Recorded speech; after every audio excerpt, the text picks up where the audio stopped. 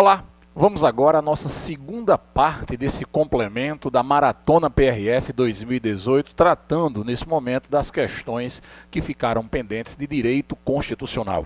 Direito constitucional, junto com direitos humanos, no último concurso de 2013 teve uma quantidade bem considerável de questões. É possível que agora no próximo concurso também assim seja, então vamos reforçar esse assunto. Procurarei ao máximo interconectar as questões com os aspectos textuais da nossa Carta de 88, doutrinários e jurisprudenciais. Então acompanhe aí na sua listinha, questão de número 141.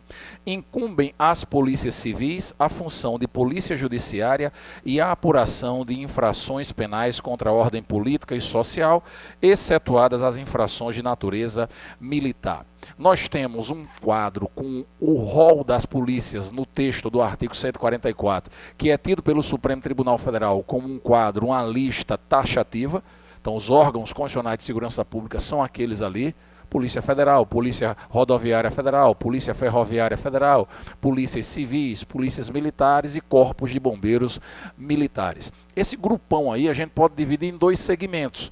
Existe um grupo que a gente vai chamar de polícia preventiva, que é uma polícia que visa, de maneira ostensiva, evitar o cometimento do delito.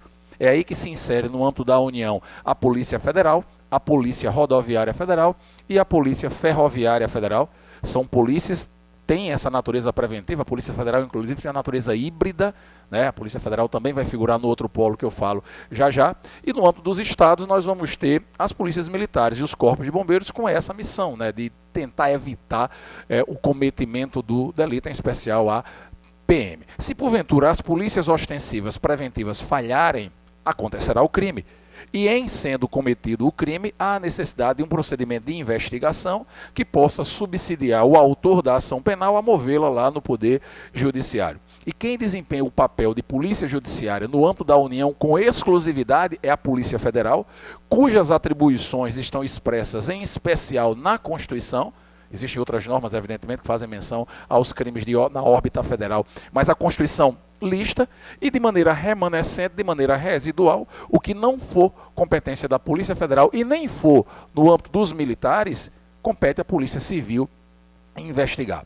Observe então que as polícias judiciárias, elas são a Polícia Federal e a Polícia Civil, enquanto que as polícias ostensivas preventivas são a Polícia Federal, que tem esse papel híbrido, tanto é polícia ostensiva preventiva como é polícia judiciária. Então, voltando às polícias preventivas, a Polícia Federal, a Polícia Rodoviária Federal, a Polícia Ferroviária Federal, a Polícia Militar e o Corpo de Bombeiros. Pois bem, o papel da Polícia Civil na estrutura constitucional brasileira é um papel de natureza judiciária, é polícia judiciária, a Polícia Civil remanescente. Como assim remanescente? Residual. Como assim residual? A Polícia Civil ela tem as atribuições de investigar aqueles delitos que não forem de competência da Polícia Federal e nem sejam objeto de investigação por serem crimes militares, que aí cabe às instituições militares, Marinha, Exército, Aeronáutica, PM e Corpo de Bombeiros. Então, grave, a Polícia Civil tem uma competência remanescente e que cá para nós é a grande maioria dos feitos, é a grande maioria dos casos. Dizer que a Polícia Civil tem uma competência remanescente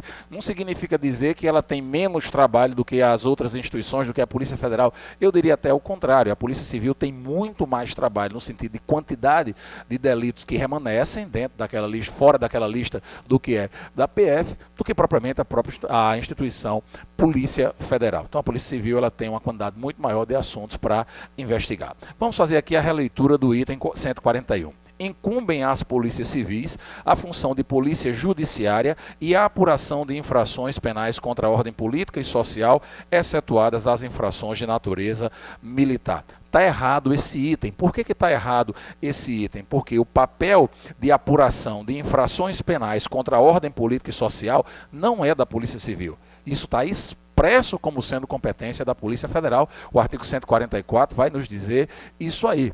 Nós tivemos até um caso famoso recentemente, né, do crime cometido contra o candidato Jair Bolsonaro, Então, aquele delito, enquanto candidato, aquele delito cometido contra Bolsonaro foi considerado um crime contra a segurança nacional, que é um delito tipificado lá na legislação penal brasileira como sendo competência da Polícia Federal investigar. Então está errado, porque essa competência de apurar infrações penais contra a ordem política e social é da PF e não da Polícia Civil. Então 141, item errado. 142. O poder constituinte originário, ao tratar da segurança pública no ordenamento constitucional vigente, fez menção expressa à segurança viária, atividade exercida para a preservação da ordem pública, da incolumidade das pessoas e de seu patrimônio nas vias públicas. Primeiro vamos compreender o que danado é poder constituinte originário. Vamos dividir o poder constituinte em dois grupos. O primeiro grupo, poder constituinte originário, o segundo grupo, poder constituinte derivado. O poder constituinte originário é o que faz surgir uma nova Constituição. Sempre que surgir uma nova Constituição num país, isso é fruto do poder constituinte originário, que cá para nós é, além de inicial, ilimitado e incondicionado. Pode tudo. Já por outro lado, nós temos o poder constituinte derivado, que pode ser subdividido em várias espécies. Aqui eu vou falar de uma apenas, o poder constituinte derivado reformador, que é o que possibilita a modificação da Constituição que está vigente. Pois bem, a segurança viária, de fato, está prevista hoje no artigo 144 da Constituição, nos termos mencionados aqui nesse item, mas ela não estava quando a Constituição foi feita em 88. Ela não é fruto do poder constituinte originário. Ela foi, na verdade, inserida por emenda constitucional. E quando você encontra qualquer coisa na Constituição que foi inserido por meio de emenda constitucional, isso é manifestação do poder constituinte derivado reformador e não o poder constituinte originário, como aqui foi mencionado. Existe até uma outra possibilidade, já esgotada, de você trazer para dentro da Constituição alguns outros textos, através da revisão constitucional que foi feita lá depois de 5 anos da promulgação da Carta. Fato é que não é poder constituinte originário, e sim derivado. 142 está errado por conta disso, mas que fique claro, segurança viária hoje está prevista na Constituição, no artigo 144. Questão 142, então está errada. Questão 143. A segurança pública exercida para a preservação da ordem pública e da incolumidade das pessoas e do patrimônio é responsabilidade de todos. Além de ser um direito de todos, além de ser um dever do Estado, além de ser um dever do poder público, é uma responsabilidade de todos. Então, nós, enquanto sociedade, temos responsabilidades no âmbito da segurança pública. Imaginemos, por exemplo, eu ter um determinado terreno num local lá que é de risco, que é perigoso, onde marginais estão utilizando esse terreno para se esconder e praticar delitos. Eu tenho responsabilidades quanto a cercar esse terreno. Eu tenho responsabilidades quanto a limpar esse terreno para evitar que práticas delituosas ali sejam perpetradas. Então eu tenho responsabilidade no âmbito da segurança pública. Alguns autores até dizem que é uma consequência natural dessa responsabilidade de todos prevista na Constituição da segurança pública, que qualquer do povo pode prender quem esteja em flagrante. Ainda que isso não seja uma obrigação, mas o Código Processual Penal permite que qualquer do povo prenda quem esteja em flagrante. Então é verdade, relendo a questão de número 143, a segurança pública exercida para a preservação da ordem pública e da incolumidade das pessoas e do patrimônio é responsabilidade de todos. É dever do Estado, direito e responsabilidade de todos, sendo exercida por aqueles órgãos de segurança pública que eu já mencionei para você. Questão de número 144. Compete à União estabelecer normas gerais sobre organização das polícias civis. As competências estatais estão lá nos artigos 21, 22, 23 e 24, que faz parte do título da organização do Estado. Nós vamos encontrar competências que são administrativas, materiais, exclusivas da União. Elas estão no artigo 21, imagine aí, por exemplo, emitir moeda. É uma competência que só a União pode fazer, ela não pode delegar a ninguém. As competências do artigo 21 são exclusivas e com essa natureza são indelegáveis. Temos também competências administrativas comuns no artigo 23. Por exemplo, aplicar a mecanismos de fiscalização e de educação do trânsito. é de todo mundo, são comuns. Essa é uma competência comum à União, aos estados, ao Distrito Federal e aos municípios. Então há competências que todos podem fazer, cada um no seu quadrado, sem que haja sobreposição de um em detrimento de outro. Já numa outra perspectiva, nós temos competências para legislar. As competências legislativas, elas podem ser privativas da União, e as privativas da União estão no artigo 22 da Constituição, por exemplo, legislar sobre direito penal.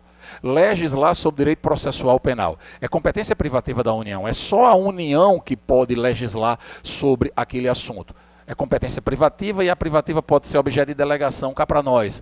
Então, o artigo 22, no seu parágrafo único, vai dizer que a União pode, por meio de lei complementar, delegar pontos específicos das matérias citadas nos incisos do artigo 22 para os estados. Existe essa possibilidade da União delegar pontos específicos por meio de lei complementar das atribuições do artigo 22. Pois bem, mas também tem um segundo grupo de competência legislativa, lá do artigo 24, que são as competências concorrentes. Na competência concorrente do artigo 24, onde se insere essa questão 144, estabelecer normas gerais sobre a organização das polícias civis, nessa atribuição do artigo 24, a União tem o papel de definir as normas gerais sobre aqueles assuntos. Definidas as normas gerais, os estados vão exercer o que se chama de competência suplementar. E o que é essa competência suplementar? Os estados vão, através das suas assembleias legislativas, criar leis que tapem os buracos propositadamente deixados pela norma geral da União, para poder o Estado se adequar à sua própria realidade. Ah, mas se a União não elaborar a norma geral, aí os Estados vão exercer o que se chama de competência legislativa plena. A Assembleia vai poder criar a lei tratando por completo daquele assunto lá do artigo 24. E se porventura depois a União elaborar a norma geral, o que é que vai acontecer com essa norma do Estado que legislou de forma plena? A norma estadual ficará com sua eficácia suspensa. Não há revogação, apenas suspende a eficácia naquilo que for contrário à norma geral da União. Tudo isso a gente encontra nos parágrafos do artigo 24. Então, dentre as competências do artigo 24, dentre as competências concorrentes, nós temos essa de estabelecer normas gerais sobre a organização das polícias civis, e nesse caso aqui compete à União elaborar as normas gerais, artigo 144, com base no artigo 144, não, né? Questão 144, com base no artigo 24, está correta.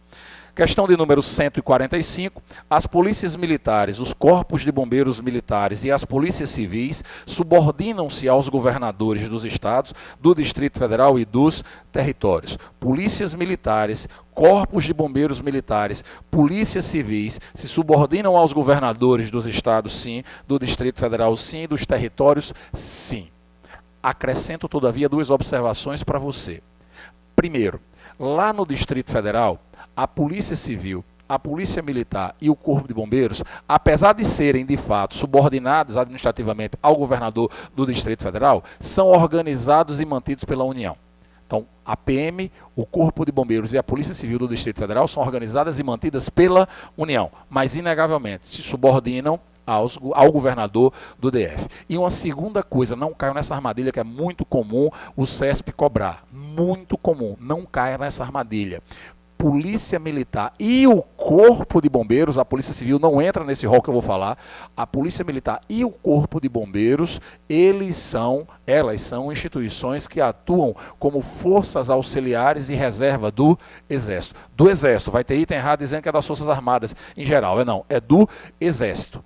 E muitas vezes eles colocam itens errados, metendo a Polícia Civil nessa lista. Não. O que é que a PM, a Polícia Militar, o Corpo de Bombeiros e a Polícia Civil têm em comum? Subordinados ao governador do Distrito Federal. E aos governadores dos estados, do Distrito Federal e dos territórios. E o que é que tem em comum PM e Corpo de Bombeiros, além disso aqui? São forças auxiliares e reserva do Exército. Então, questão 145 está correta. Questão 146. Conforme texto constitucional vigente, a prisão de qualquer pessoa e o local onde se encontra terão de ser comunicados em até 24 horas ao juiz competente e à família do preso ou à pessoa por ele indicada. Cuidado. Cuidado com a relação santo-milagre. Cuidado com o que a gente acha que é. A Constituição brasileira traz no artigo 5º uma série de direitos do preso.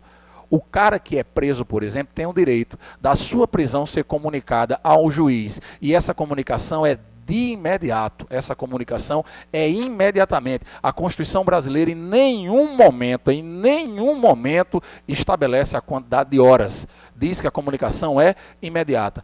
E o Código de Processo Penal também não estabelece a quantidade de horas de tempo para que seja comunicado ao juiz. Outra coisa é a nota de culpa, mas a comunicação ao juiz não há referência a prazo lá no Código de Processo Penal. Inclusive o Código de Processo Penal diz que a comunicação, além de ser feita ao juiz e à família ou à pessoa por ele indicada, também deve ser feita ao Ministério Público. Não há referência na Constituição de comunicação ao Ministério Público. No Código de Processo Penal tem. Então, muito cuidado com isso. Por que o juiz deve ser comunicado imediatamente da prisão de alguém? Para que o juiz verifique a legalidade da prisão, porque se o juiz entender que a prisão é ilegal ou abusiva, ele relaxa essa prisão, ele manda soltar o camarada. Essa é a intenção da Constituição. Então, relendo aqui a questão 146.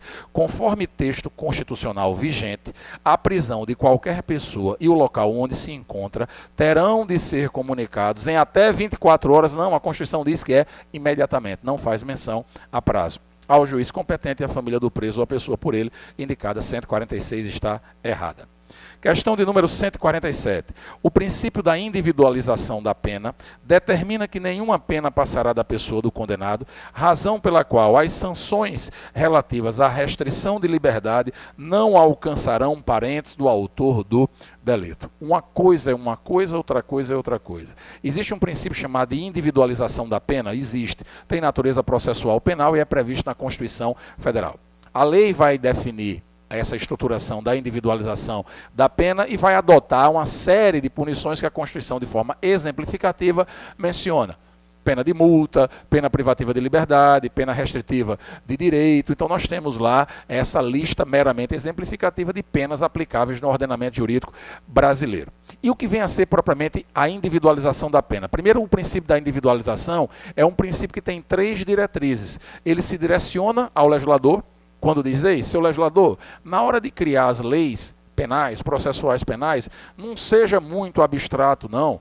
Procure ao máximo promover a justiça no sentido de cuidar indivíduo por indivíduo, comportamento por comportamento, pessoa por pessoa.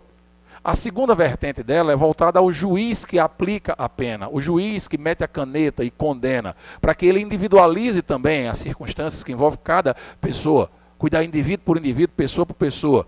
E a terceira vertente é para a execução da pena. O que é individualizar a pena, por exemplo, na perspectiva da execução? Você não vai tratar do mesmo jeito um cara que tem um bom comportamento e o cara que tem mau comportamento. Então, cuida indivíduo por indivíduo, pessoa por pessoa. Esse é o princípio da individualização da pena. Aqui, todavia, ele faz menção, e está errado o item por isso, a uma outra coisa, que é o princípio da pessoalidade da pena. O princípio da pessoalidade da pena vai nos dizer que a pena não passa da pessoa do condenado. Se eu cometi o crime, quem tem que cumprir a pena sou eu. Seja uma pena privativa de liberdade, seja uma pena restritiva de direito, seja uma pena de multa, quem tem que cumprir a pena sou eu. E via de regra, meu amigo, minha amiga, se eu morrer, a pena morre junto. Se eu morrer, a pena morre junto. Assis, mas não tem possibilidade de passar para os seus sucessores determinadas obrigações que são oriundas de decisões penais? Tem, mas é exceção. A regra é que comigo, com a minha morte, a pena seja extinta. Mas me diga aí quais são as exceções, quais são aquelas possibilidades de passar a obrigação para os sucessores do condenado? São 2. A primeira é a reparação do dano.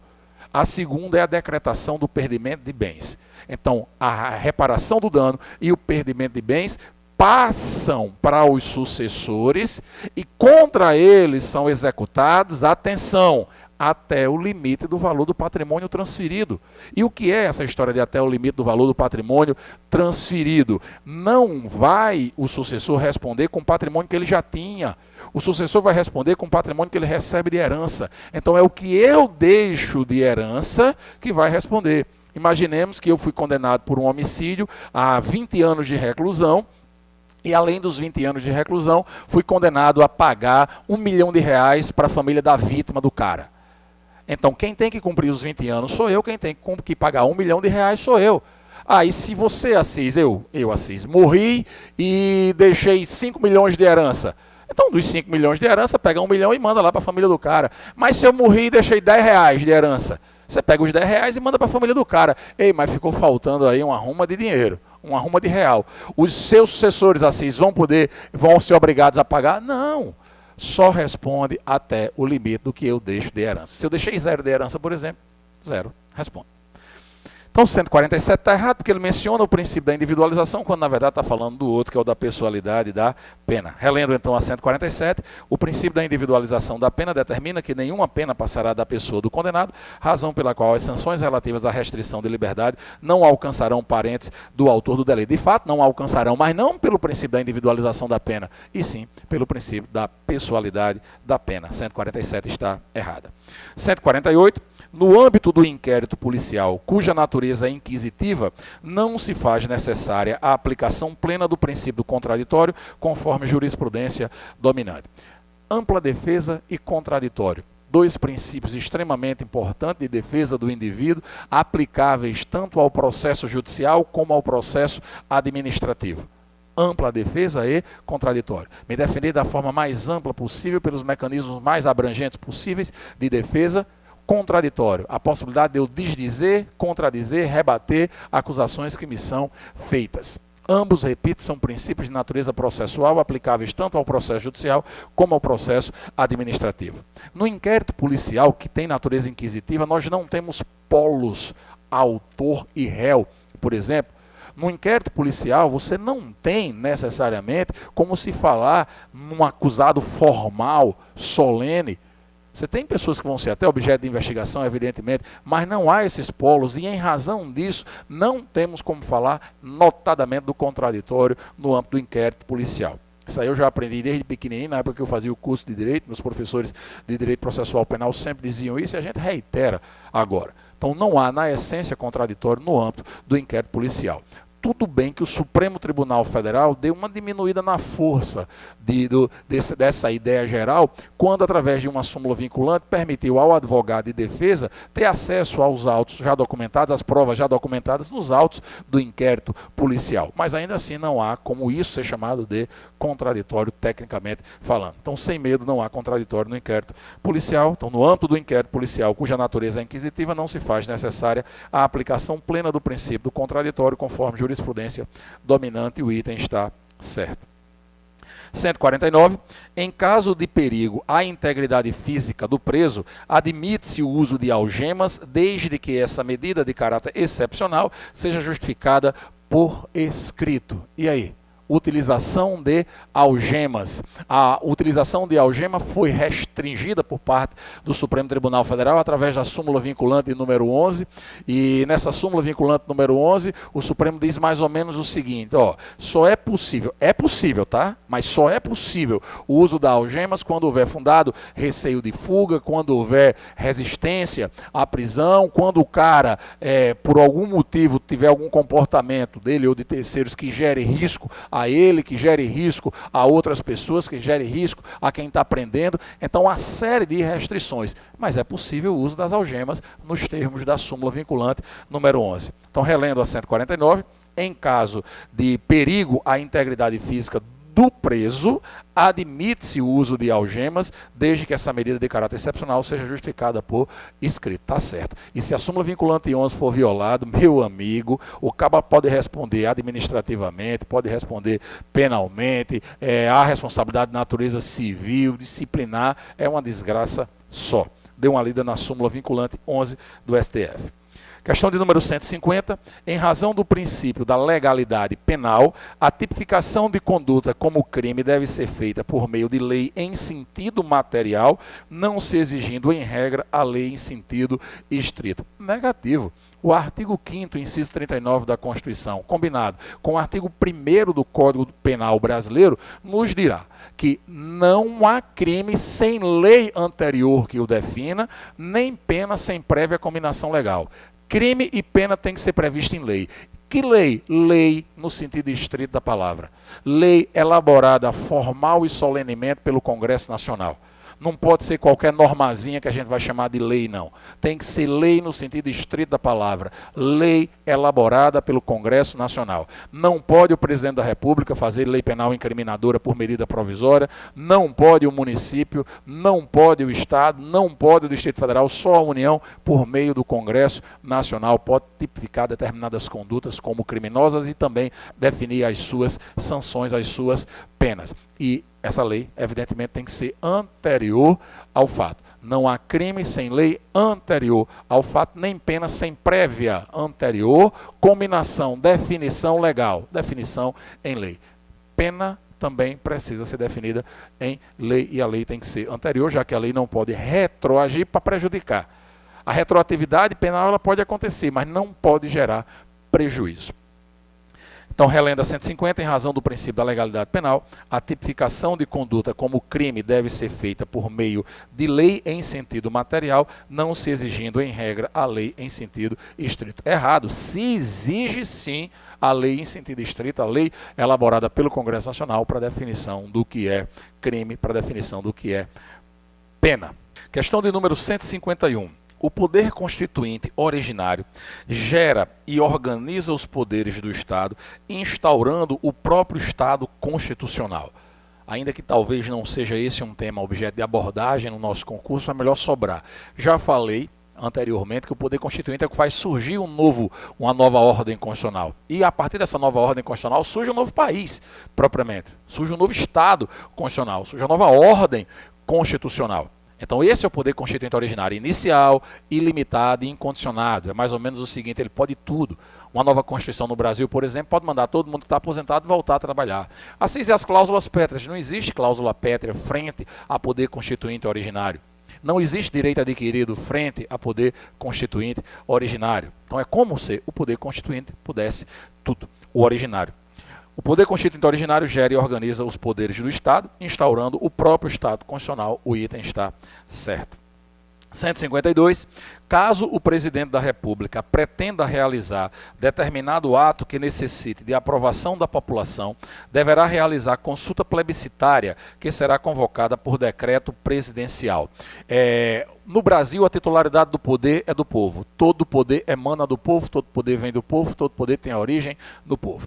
Ok, mas como é que o povo exerce esse poder? De duas maneiras. O povo exerce esse poder através de representantes eleitos. Então nós elegemos representantes para o poder legislativo, vereadores, deputados, senadores, e elegemos representantes para o poder executivo. Presidente da República, governador de Estado, do Distrito Federal, prefeitos dos municípios. Nós damos a eles uma procuração, um mandato para que eles atuem em nosso nome. Mas nós também temos meios de participação direta. Nós temos, por exemplo, a iniciativa popular, que é quando a gente apresenta, através de um abaixo-assinado, apresenta um projeto de lei ao Poder Legislativo, seja municipal, seja estadual, seja distrital, seja federal. Nós temos essa possibilidade também. E aí, para responder à questão, existem dois mecanismos de consulta popular, com base na Constituição, que permitem, em assuntos relevantes, uma consulta com a população diretamente interessada, como, por exemplo, na criação de estados e municípios, ainda que tecnicamente o mais correto fosse falar em consulta ao eleitorado, já que para votar você precisa ser alistado na Justiça Eleitoral. Mas nesse caso aqui do artigo 18, parágrafo 3º e 4º, ele menciona a população. Pois bem, o que é que a gente está aqui diante? A gente está diante de dois instrumentos de consulta popular, plebiscito e referendo. O que é que eles têm em comum? Ambos são meios de consulta popular. O que é que eles têm de diferente? O momento em que a consulta é feita. O plebiscito é uma consulta popular prévia. É como se o cara dissesse, você concorda com a criação do novo estado X, do novo município X? Você pergunta antes de criar.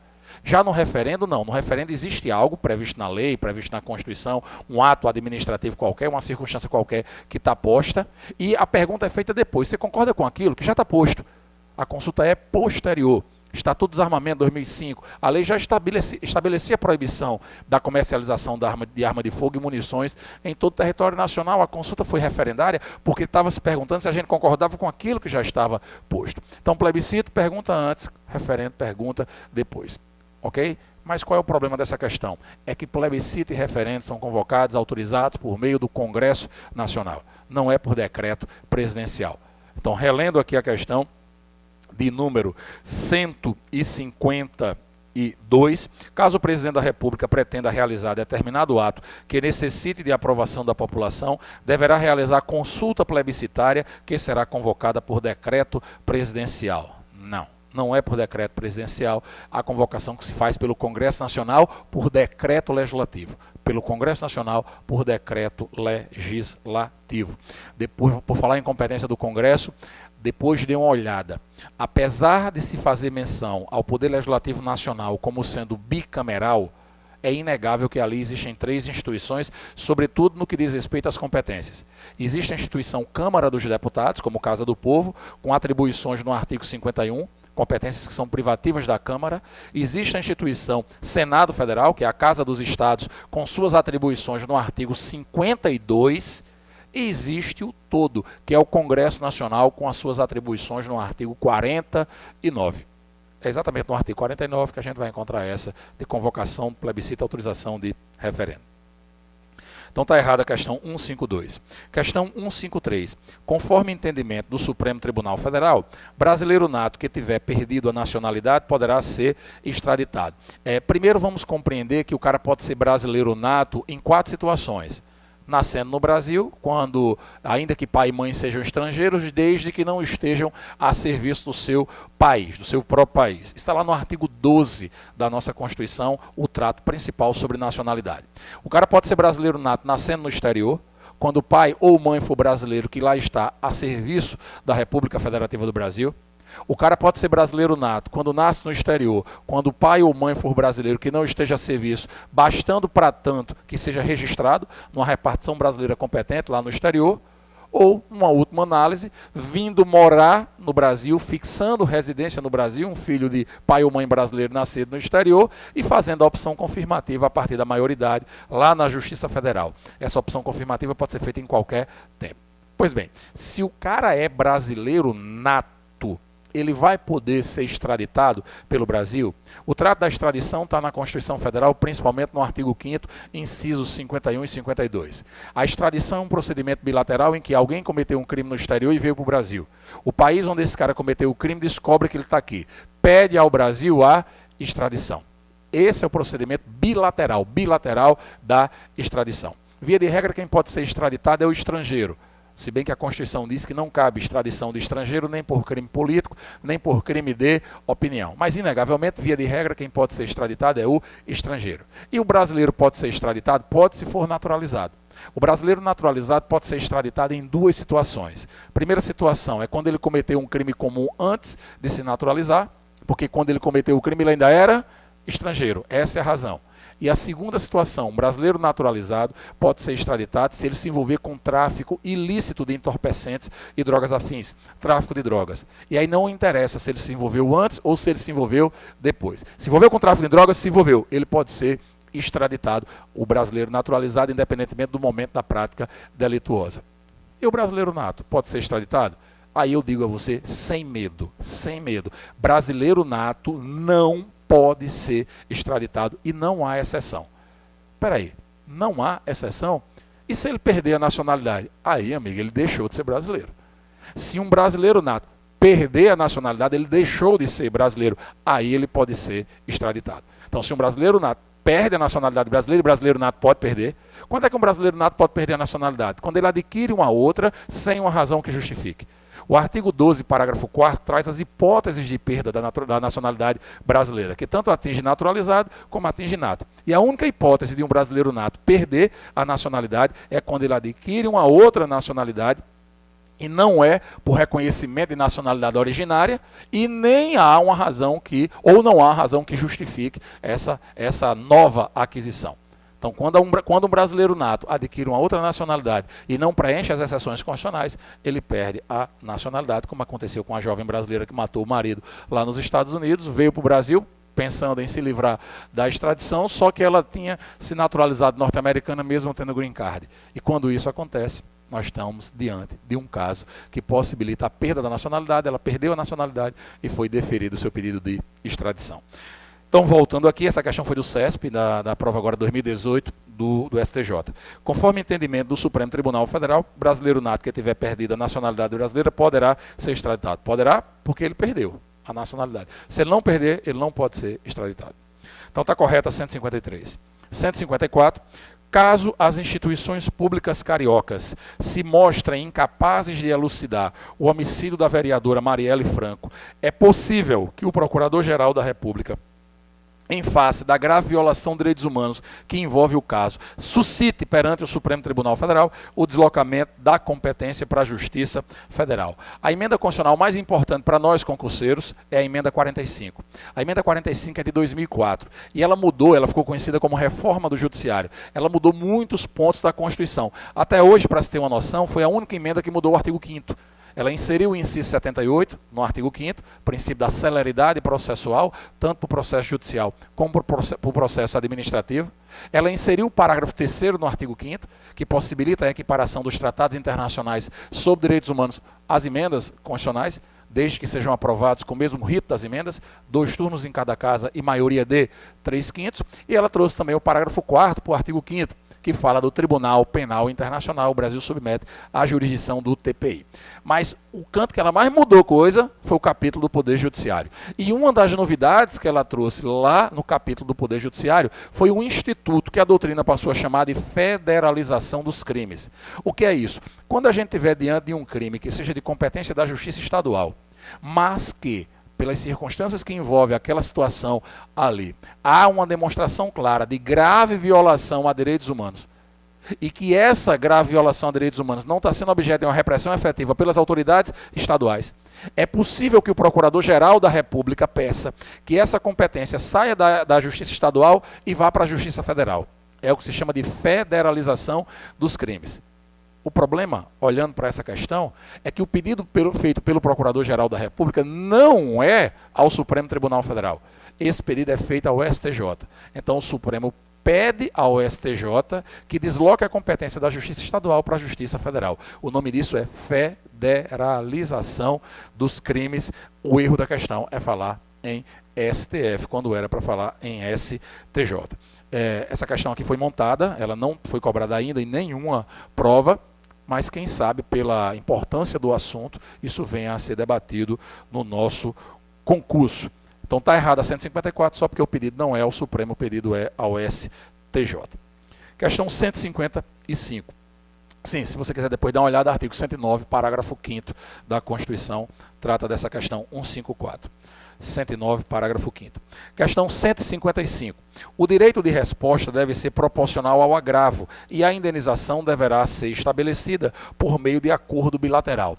É livre o pensamento, não há limites. A liberdade de consciência ela é ilimitada. Enquanto estiver aqui na nossa cabeça, ninguém tem como impor limites. Agora, a manifestação de pensamento, ela sofre limites nos direitos das demais pessoas. Direito limita direito, a gente aprendeu isso desde pequenininho. Então, na hora que eu manifesto meu pensamento, eu tenho que ter o cuidado de não atingir a honra de alguém, de não atingir a imagem de alguém, de não atingir a intimidade de alguém, de não atingir a vida privada de alguém. Tanto é que, para que eu responda pelo que eu disse, a Constituição proíbe o anonimato. E como mecanismo também de proteção ou de combate a essas manifestações levianas, existe um instituto chamado de direito de resposta. O direito de responder às ofensas, ele é um direito proporcional a essa ofensa, proporcional a esse agravo, e que é assegurado independentemente da indenização. Na verdade, são cumulativos os direitos. Então, tanto eu tenho o direito de responder proporcionalmente ao agravo, se foi na primeira página do jornal, minha resposta vai ser na primeira página do jornal. Como eu tenho direito à indenização, pelo dano moral, pelo dano à imagem, pelo dano material que foi gerado. Voltando à leitura do artigo 155, o direito de resposta deve ser proporcional ao agravo e a indenização deverá ser estabelecida por meio de acordo bilateral? Não, o cara vai entrar com ação judicial, vai pedir e o juiz mete a caneta para cima e vai dizer qual é o valor dessa indenização. Está errada a questão 155. Questão 156. A não privação de direitos por motivo de crença religiosa ou de convicção filosófica ou política é absoluta. Esse é um instituto que cai muito em prova. Está no artigo 5º, inciso 8. O artigo 5º, inciso 8, trata de um instituto chamado de escusa de consciência ou imperativo de consciência. De início ele vai nos dizer que ninguém no Brasil vai ser punido pelo que pensa. Ninguém no Brasil vai ser punido pelo que pensa, a não ser que o caba alegue um pensamento que ele tenha de natureza religiosa, política, filosófica, utilize esse pensamento como uma desculpa para não cumprir uma obrigação que a lei impõe, e além de não cumprir a obrigação que a lei impõe, o caba não dá nem o cabimento de se submeter a uma prestação alternativa. Como assim? Vamos imaginar, época de eleição, e o cara diz, eu não vou mais votar não, que se dá no mundo. Não vou mais votar. Nem vou justificar. É uma questão agora ideológica. Não voto mais. Depois de 3 eleições, meu amigo, se você não votar e não apresentar uma justificativa para o não voto, você vai ter que se submeter a uma prestaçãozinha alternativa, que é uma multa. Valor irrisório. Se o cara não pagar a multa, ele vai ser privado dos direitos políticos. Aí não vai poder exercer atos de cidadania, não vai poder tirar determinados documentos, não vai poder, por exemplo, fazer concurso público. Um outro caso, o camarada foi sorteado lá para fazer parte do júri popular. E aí ele, sendo sorteado para fazer parte do júri popular, ele disse que não vai. Não vou não. Não vou não, porque minha ideologia não permite. Vai convencer o juiz disso. Se o juiz entender que é o caso, aplica a ele uma prestação alternativa. E se ele não submeter essa prestação alternativa, como é que vai ficar? Se ele não submeter a essa prestação alternativa, vai ficar privado dos direitos políticos. Mas o exemplo mais cobrado em prova é o serviço militar obrigatório. Então o cara alega uma questão religiosa para não servir as Forças Armadas. É possível? Isso é. Se o quartel entender que é razoável aquela justificativa, aplica uma prestação alternativa.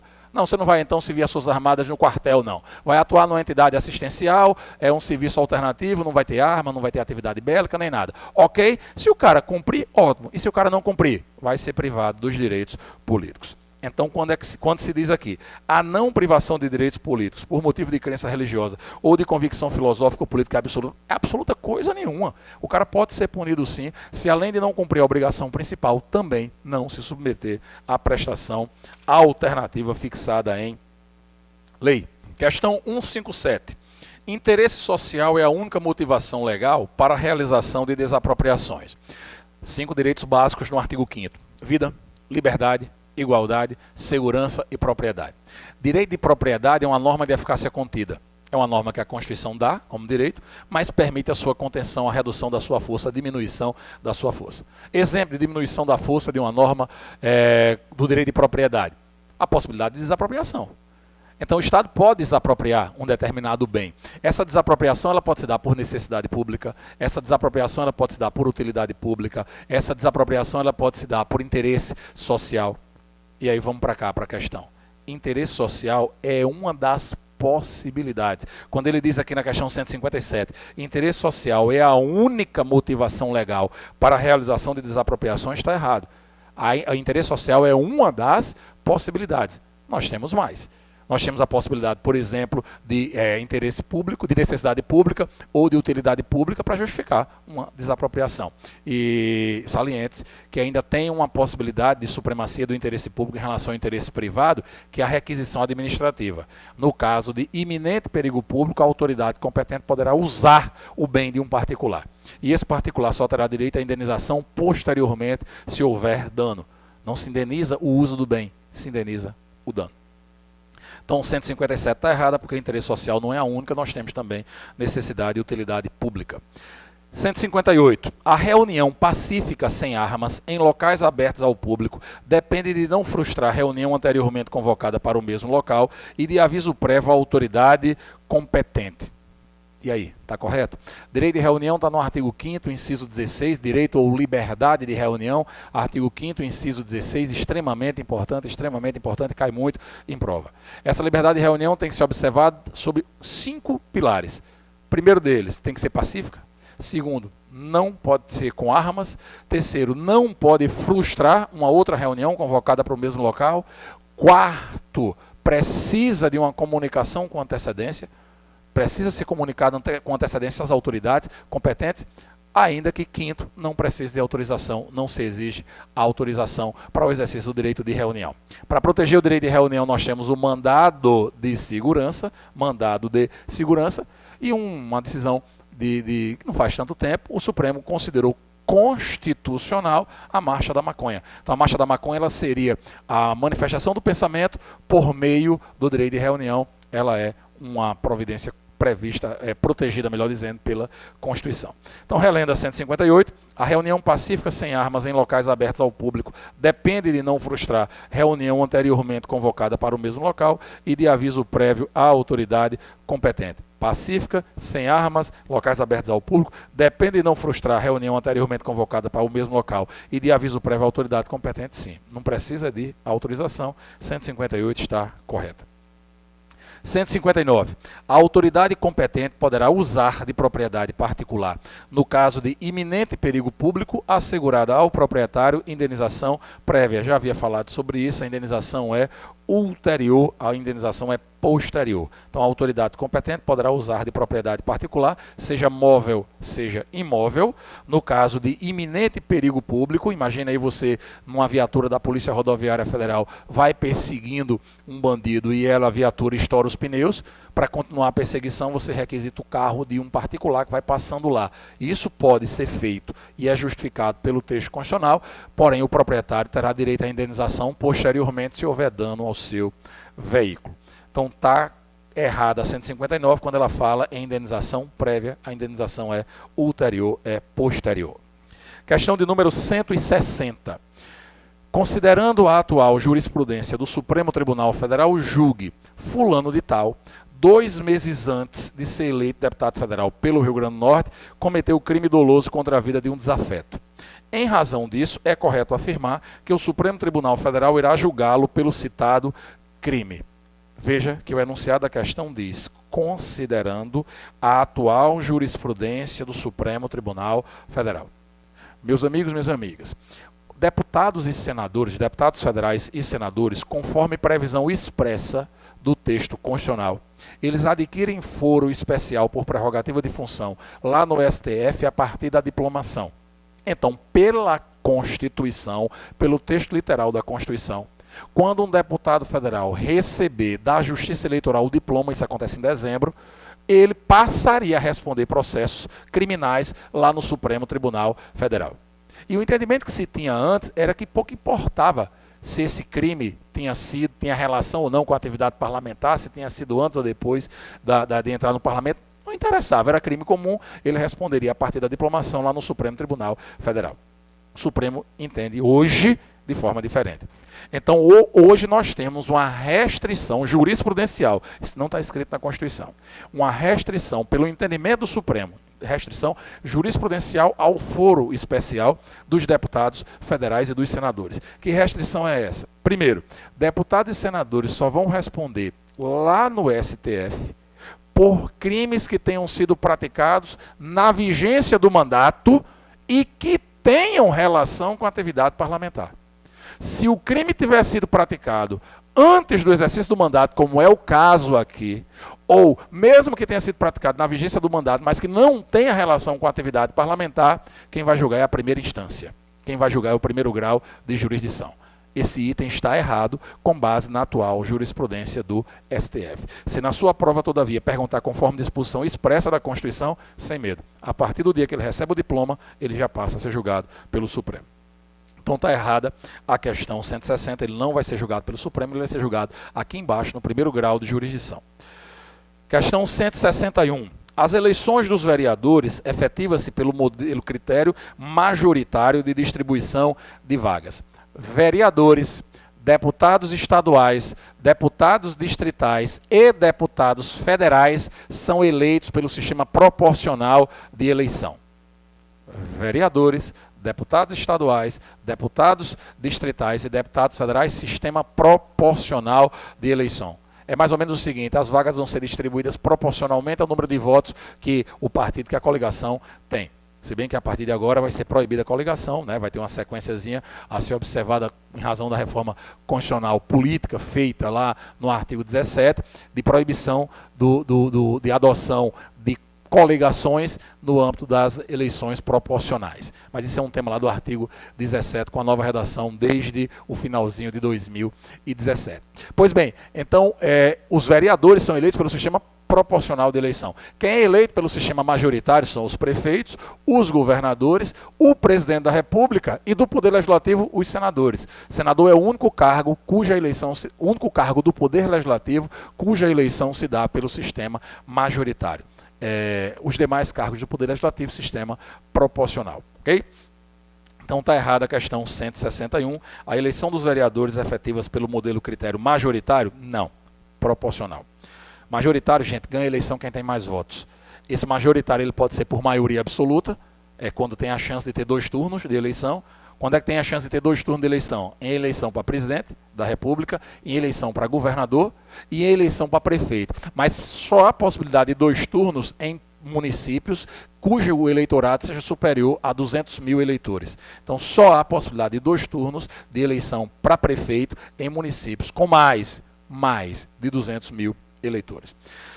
Errada a questão 161. 162. A Constituição Federal de 88 prevê que atos do presidente da República contra a probidade na administração são crimes de responsabilidade. Os crimes de responsabilidade do presidente da República, que são infrações político-administrativas, que sujeitam ele a julgamento lá no processo de impeachment no Senado, esses crimes de responsabilidade estão previstos no artigo 84 da Constituição. Dentre eles, de fato, nós temos esse que atenta contra a probidade na administração. Foi o exemplo de Fernando Collor de Mello, que foi submetido ao processo de impeachment. Nós tivemos também o impeachment de Dilma, mas cuja base principal no caso de Dilma foi a ofensa à lei orçamentária, aquela história das pedaladas fiscais. Então a Constituição Federal de 88 prevê que atos do presidente da República contra a probidade na administração são crimes de responsabilidade. São, e ele responde a esses crimes lá no Senado Federal, depois que a Câmara dos Deputados autorizar por 2/3 dos seus membros.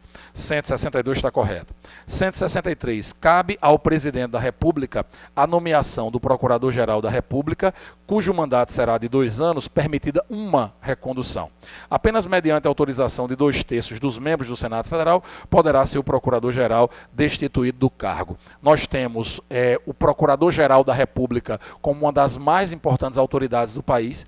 O PGR, ele chefia o Ministério Público da União. Ministério Público da União, que é formado pelo Ministério Público Federal, pelo Ministério Público Militar, pelo Ministério Público do Trabalho, pelo Ministério Público do Distrito Federal e dos Territórios. Esse Ministério Público da União tem como chefe o PGR. O Procurador-Geral da República necessariamente tem que ser alguém dessas 4 carreiras que eu acabei de mencionar. Mais de 35 anos de idade. Quem escolhe é o presidente da República. E esse nome escolhido pelo presidente da República, que independe de lista, a Constituição não fala em lista para a escolha do PGR. Tem até na prática uma praxe que é a associação dos membros dos procuradores da República mandam para o presidente, mas isso não está previsto na Constituição, a história de lista tríplice para a escolha do PGR. O presidente escolhe quem ele quer desde que preencha esses requisitos. O nome escolhido vai ser sabatinado no Senado Federal e se o Senado Federal aprovar por maioria absoluta, o presidente vai lá e nomeia esse camarada. E ele vai ter um mandato de 2 anos, sendo permitida a recondução.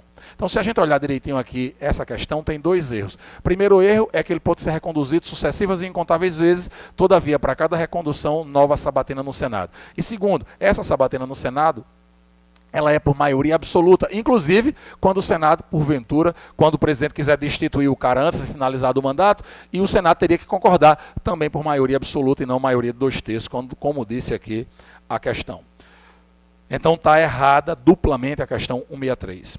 Questão 164.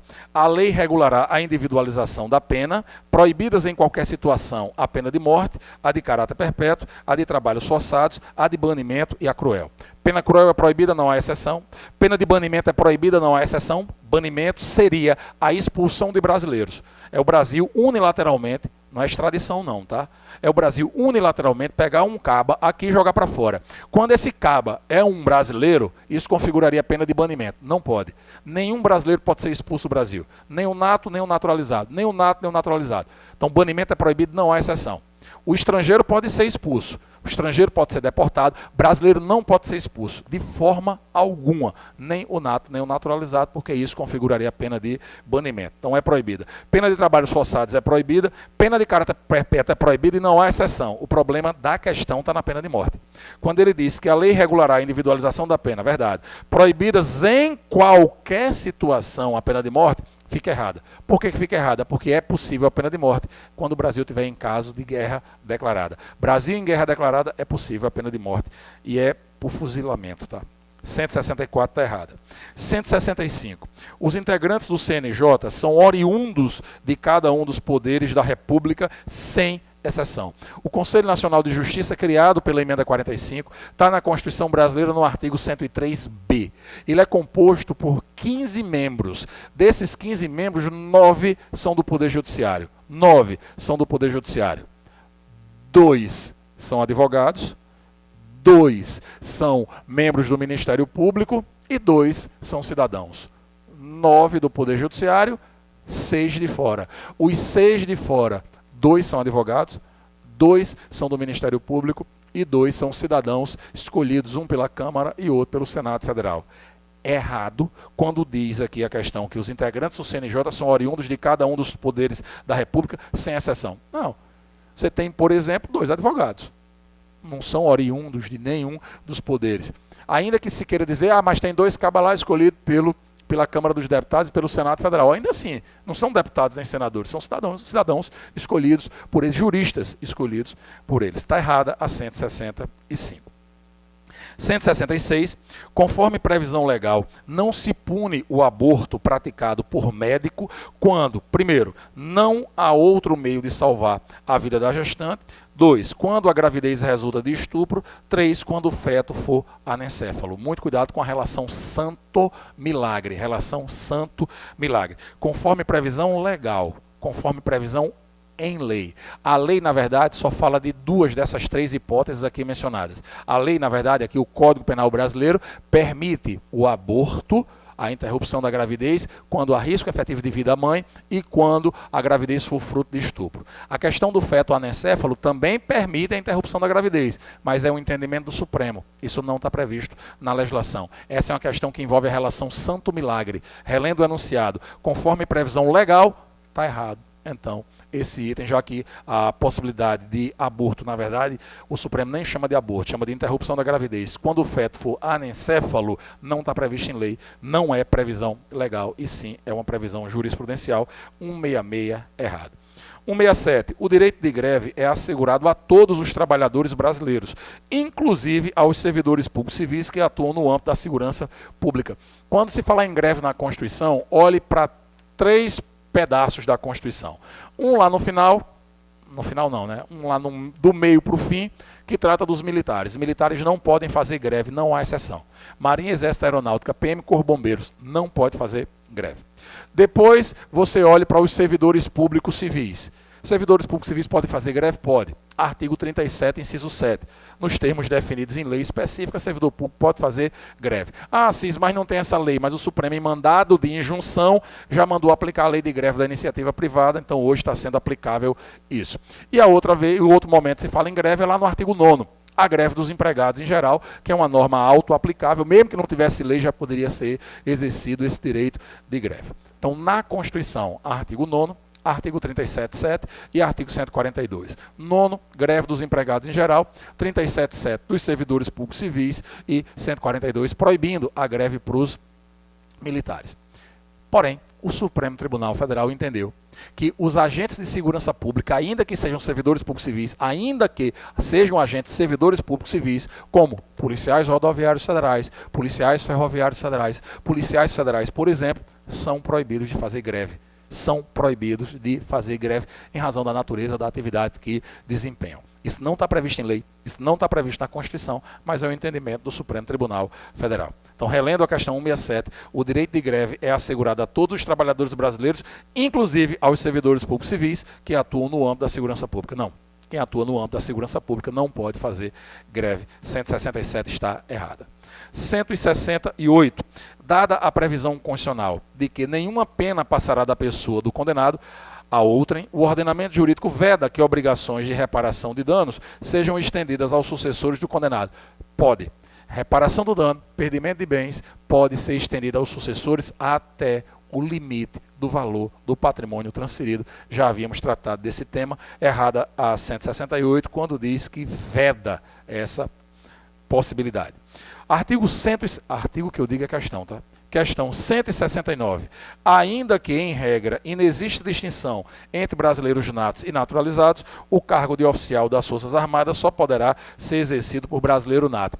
Qualquer distinção, qualquer tratamento diferenciado entre natos e naturalizados depende de previsão na Constituição Federal. E a Constituição Federal ela estabelece várias situações em que se trata de forma diferente natos e naturalizados. A mais importante para a prova é a lista dos cargos privativos de brasileiros natos. Nós temos uma listinha com 8 cargos privativos de brasileiros natos. Desses 8, 5 têm relação com a sucessão presidencial. É privativo de brasileiro nato o cargo de presidente da República, vice-presidente da República, presidente da Câmara, presidente do Senado, ministro do STF. Na Câmara e no Senado, o que é privativo de nato é o cargo de presidente da Casa. Não é o cargo de deputado, não é o cargo de senador, é o cargo de presidente da Casa. Se eu sou brasileiro naturalizado, posso ser eleito deputado federal? Posso, mas nunca vou ser presidente da Casa. Se eu sou brasileiro naturalizado, sou eleito senador, posso, mas nunca serei presidente do Senado.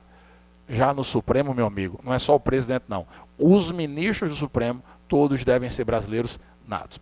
Além dessa lista de 5, nós temos outros 3 cargos privativos de natos. Carreira diplomática, oficial das Forças Armadas, ou seja, oficial da Marinha, do Exército, da Aeronáutica e ministro da Defesa, são cargos privativos de brasileiros natos. Relendo a questão 169, ainda que, em regra, inexista distinção entre brasileiros natos e naturalizados, o cargo de oficial das Forças Armadas só poderá ser exercido por brasileiro nato, está correto. Em relação a cargo privativo de nato, cuidado no concurso da PRF, porque nós temos, pelo menos essa aula está sendo gravada agora no finalzinho de outubro, nós temos hoje como presidente da Câmara dos Deputados alguém que nasceu no Chile.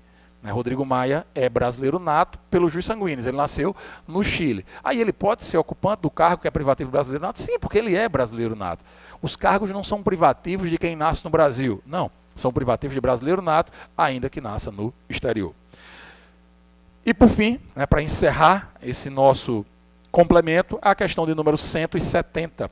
O processo criminal transitado em julgado é hipótese constitucional para a cassação dos direitos políticos de Gilberto pelo tempo de duração dos efeitos da condenação. Ainda que tivesse um enunciado da questão aqui que dissesse quem danado é Gilberto, nós vamos aqui facilmente identificar um erro. A Constituição brasileira veda a cassação de direitos políticos. Direitos políticos não podem ser cassados. É possível até a perda dos direitos políticos. É possível até a suspensão dos direitos políticos. Mas a cassação, ela é vedada, ela é proibida. Veja depois o seu artigo 15.